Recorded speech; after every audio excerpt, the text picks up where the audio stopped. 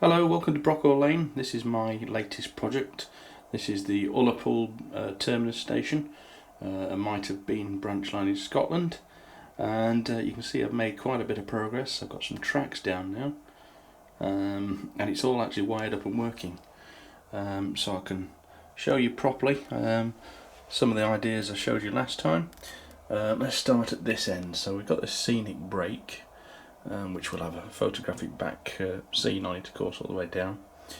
But where this 26 is stood is a hole through that wall, and it goes through to the other side, and you've got some standing room for locomotives. That's going to be an engine shed. This side, it'll be a low relief, probably coming out to here, so engines will be able to go off scene, and I'll be able to take them off and on. You can also see the track in the background going round to where there's going to be a shelf and a fiddle yard. So that breaks through the scene there. It'll come past an old disused turntable, which is going to be a filled in one, which will be an interesting scenic feature. No longer in use, of course, at this sort of period, which is 1970s. Now I've used bullhead rail, at least the flexi track, but the reason this layout's made more progress is I've had a donation of old points from my father, which he wasn't using, so although they're a little bit tatty, they'll do the job, and they're a lot cheaper than the bullhead point, so it's enabled me to get this layout really up to this point very quickly. So thank you to him for that. You'll see it comes into the station, it splits in half there. One line goes down the right hand side and one down the left hand side of the station. I built a bit of a platform here using Pico edging, and we've got a loop either side of the platform, which is an island platform, kind of like house, that sort of style, and there's run-round loops at either end. We've got some parking sidings there for parcels vans or locos or wagons. At the back there I've got two longish sidings, enough for some coaches or some wagons. There's a cattle dock there which I've reused and put this embossed brick paper on the side, which also matches the platforms, which the top of the platform is just artist card. At the front here it sort of breaks away onto one line at the front, which is actually going to be covered in road surface, cobbles or something like that, and to be partially used. There could be cars and things parked on that area, and then at the back there I think that's where the station building is going to go, just behind that CCT wagon. There's just an old building there I found, which might stay there, might not. So it's looking good. I made a lot of progress this weekend, and I'll demonstrate it running in a second.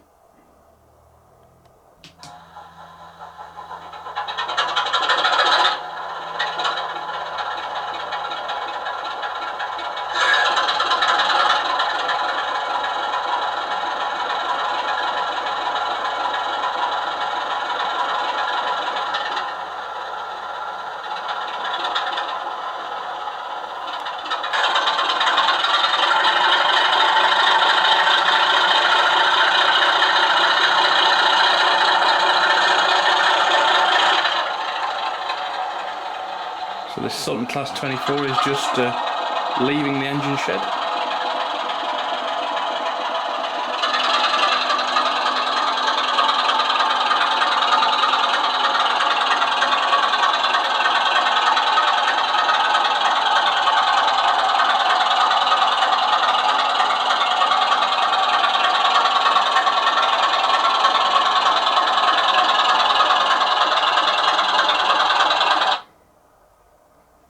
And there's a problem with the point.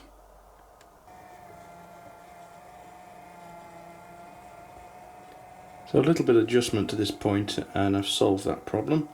If you have that sort of problem, it's quite often this plastic plate here, and it's kept down by two metal tabs which are just folded over it, and it can slide this way, taking the pressure off the spring, making it a little bit weak. So what I've done is pushed that right up there and folded those metal tabs down a bit, and that's improved conductivity and solved that problem.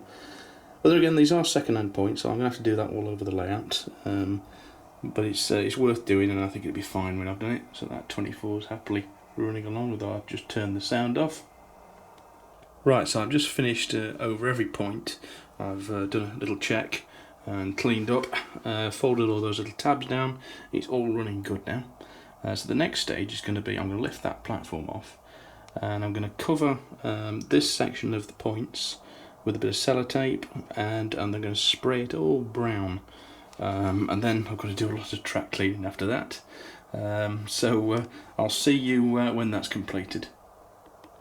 So there we are, all spray painted with the brown enamel, and I've taken the tape off where the point blades make contact, ensuring that that's still going to run when I've cleaned the top of the rails. That will get touched in later with some brown paint, but very carefully. So that's uniform with the track, if that's the way to say it. So the old points now look just as rusty and mucky as the new bits of track. So all I need to do now is clean the tops of the rails. I've also put some black around the locomotive standing area there, and you can see I've just started cleaning that first track. Now I did start doing it with a rail cleaner like that one, but it started shedding bits and bobs and sticking to the tacky brown paint. So I've taken a scalpel and I'm just scraping it off the rails. It takes a couple of passes, but it's going to take me a while, so I'll show you shortly. Yeah, this really is taking a long time scraping this paint off the tracks, but it'll be worth it when it's done. As you can see, this bullet rail is looking quite nice. I'm sure the EM and the P4 people would disagree with me, but I think that looks pretty realistic. Although it is slightly more difficult to lay than the standard. Code 75 is a bit fiddly to get the joiners on, but I'm very happy with the result there. And I think it looks as good as SMP or, you know, the hand-built tracks really. So I'm going to end it there. I'll see you next time. We'll get some trains running, and I'll see what progress I've made next time. Subscribe, comment below, and I'll see you next time on Brockwell Lane. Thank you very much for watching. Bye bye.